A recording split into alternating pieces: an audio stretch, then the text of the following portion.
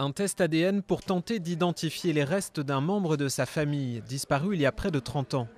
À l'époque, les Péruviens sont pris en tenaille entre la guérilla maoïste du Sentier Lumineux et la répression militaire. À Racaya, comme dans tant d'autres villages, les maoïstes ont enlevé et embrigadé tous les enfants. Ils seront tués pendant la guerre civile.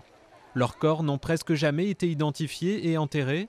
Alors, pour honorer la mémoire de ses fils, frères et maris disparus, ces femmes ont lancé un projet collectif, tricoter pour chacun d'eux une écharpe en laine. Elles choisissent la couleur, le point et composent un message, le plus souvent le nom du proche disparu et la date de la disparition. C'est comme un petit morceau de mémoire pour les gens qu'elles aiment.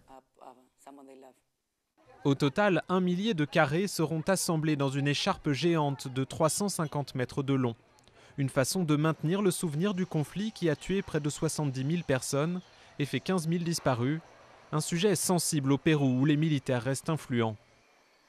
Un matin de 1983, ce sont des soldats qui ont enlevé le mari d'Adelina. Nous voyons la création de cette écharpe comme un moyen de rassembler d'autres gens et d'autres associations. Ensemble, nous atteindrons nos objectifs. C'est mon espoir pour cette écharpe de l'espoir. Adelina, comme tous les proches de victimes, lutte pour obtenir réparation et pour que justice soit rendue. À ce jour, très peu de militaires ont été jugés et aucun dommage et intérêt n'a été accordé. Surtout, 10 ans après la fin du conflit, seuls 10% des corps ont été rendus à leur famille.